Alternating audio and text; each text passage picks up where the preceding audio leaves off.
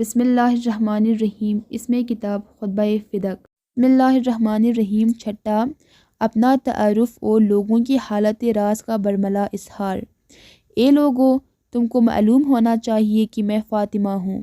میرے والد گرامی محمد مصطفیٰ صلی اللہ علیہ وسلم ہیں۔ جو کچھ میں کہہ رہی ہوں اس کا آغاز و انجام ایک ہیں۔ جو کچھ کہہ رہی ہوں وہ غلط نہیں ہے اور نہ میرے عمل میں لغزش کی آمیزش ہیں۔ یقیناً تمہارے پاس وہ پیغمبر آیا جو تم ہی میں سے ہیں، اور اس پر تمہاری ہر مصیبت شاق ہوتی ہے۔ وہ تمہاری ہدایت کے بارے میں حرص رکھتا ہے اور مؤمنین کی حال پر شفیق و مہربان ہے۔ اگر تم ان کا نسب تلاش کرو تو تمہیں معلوم ہوگا کہ وہ میرے والد تھے، تمہارے عورتوں کے نہیں۔ وہ میرے چچا کے فرزند کے بھائی تھے، نہ کہ تم لوگوں کے۔ یہ نسبت کس درجہ باعث افتخار ہے۔ اللہ کی رحمت ہو ان پر اور ان کی آل پر۔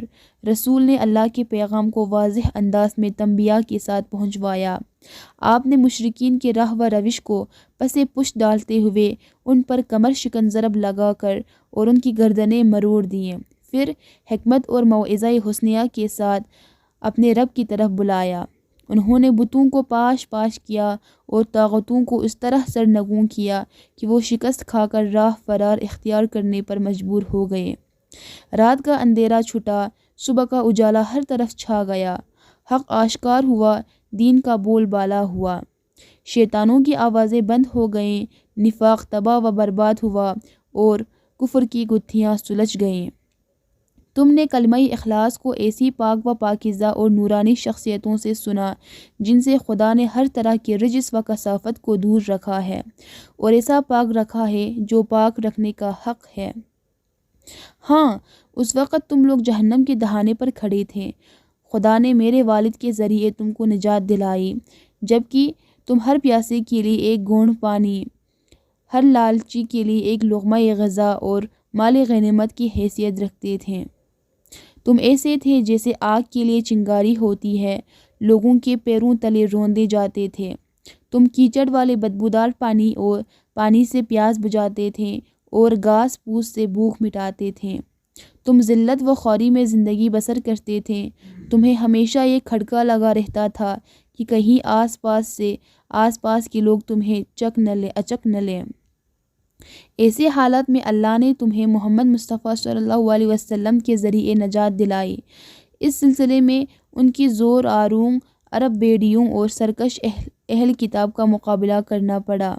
ساتواں، حضرت علی علیہ السلام کی شجاعت اور اسلام میں ان کا انفرادی کردار۔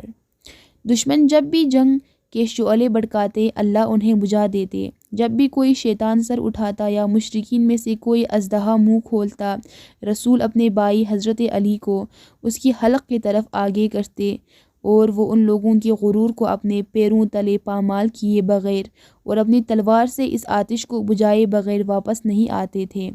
ہاں، وہ علی راہ خدا میں سخت کوش، اللہ کے معاملے میں مجاہد، رسول کے انتہائی قریبی اور اولیاء خدا کے سردار تھے۔ وہ ہم وقت کمر بستہ، امت کے خیر خواہ، عزم محکم کے مالک اور راہ حق میں جفاکش تھے۔ راہ خدا میں وہ کسی ملامت کی پرواہ نہیں کرتے تھے، مگر تم لوگ ان دنوں عیش و آرام کی زندگی بسر کرتے تھے، نیز سکون اور خوشی میں امن و امان کے ساتھ رہتے تھے۔ تم اس انتظار میں رہتے تھے کہ ہم پر مصیبتیں آئیں اور تمہیں بری خبریں سننے کو ملیں۔ تم جنگ کے وقت پسپائی اختیار کرتے تھے اور لڑائی میں راہ فرار اختیار کرتے تھے۔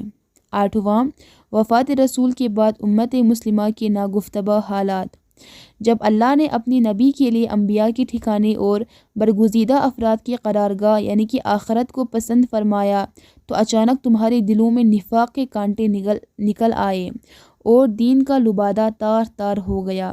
ضلالت کی زبانیں چلنے لگیں، بے مایا لوگوں نے سر اٹھانا شروع کر دیا اور باطل کے سرداروں نے گرجنا شروع کر دیا۔ پھر وہ دم ہلاتے ہوئے تمہارے اجتماعات میں آ گئے۔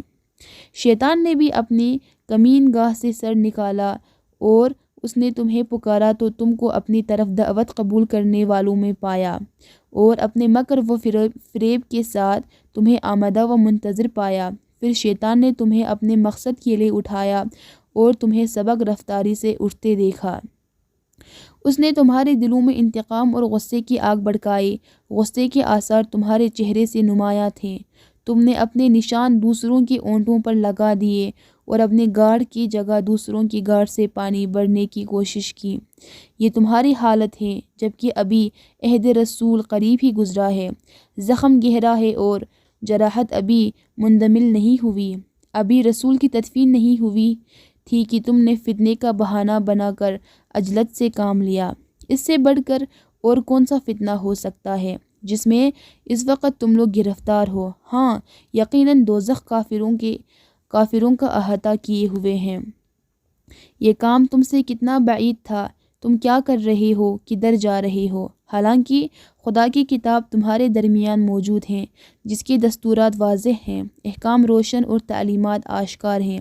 اس کے سارے نواہی غیر مبہم اور سارے اوامر واضح ہیں، لیکن تم نے اس قرآن کو پس پش ڈال دیا۔ کیا تم اس سے منہ موڑ لینا چاہتے ہو؟ کیا اس کے علاوہ کسی اور چیز کے ذریعے فیصلہ کرنے کی خواہاں ہو؟ ہائے افسوس! ظالموں نے قرآن کے بدلے کتنی خراب چیز اختیار کی ہے، اور جو شخص اسلام کے علاوہ کسی اور دین کا خواہاں ہوگا وہ اس سے ہرگز قبول نہیں کیا جائے گا، اور ایسا شخص آخرت میں خسارہ اٹھانے والوں میں سے ہوگا۔ 9واں، غضب فدق کی روادات، غم اور جرأت مندانہ اظہار خیال۔ ہاں، تم نے ناقہ خلافت کو اپنے ہاتھوں میں لے لیا۔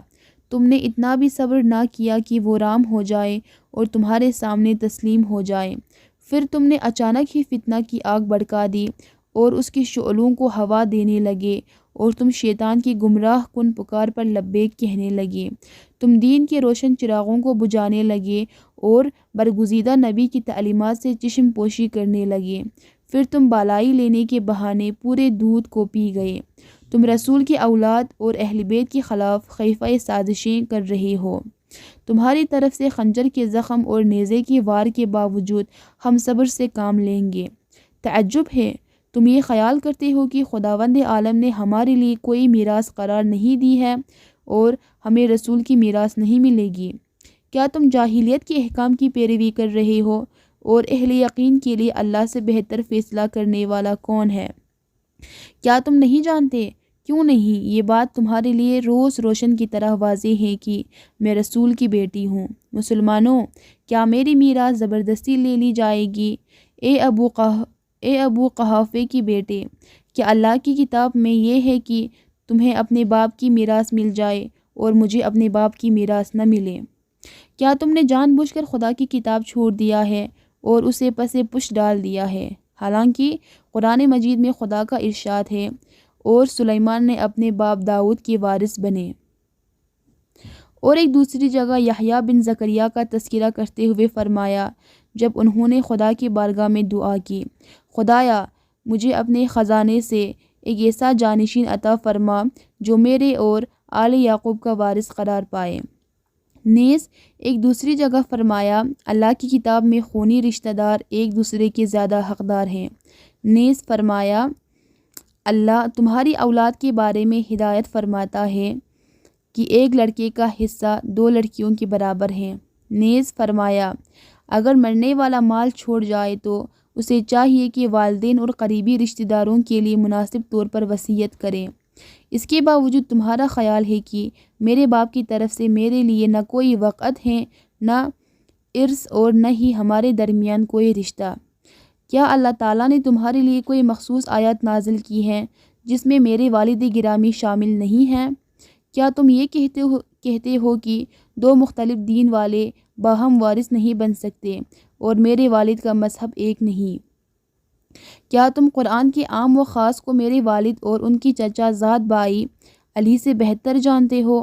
اب جب ایسا ہے تو میری میراث کو لے لو، جو ایک آمدہ اور مہار شدہ سواری کی طرح استفادہ کرنے کے لیے حاضر ہیں، اور اس پر سوار ہو جاؤ، لیکن یہ جان لو کہ میں قیامت میں تم سے ملاقات کروں گی، جہاں بہترین فیصلہ سنانے والا اللہ ہوگا اور محمد کی سرپرستی ہوگی اور عدالت کی وعدگاہ قیامت ہوگی۔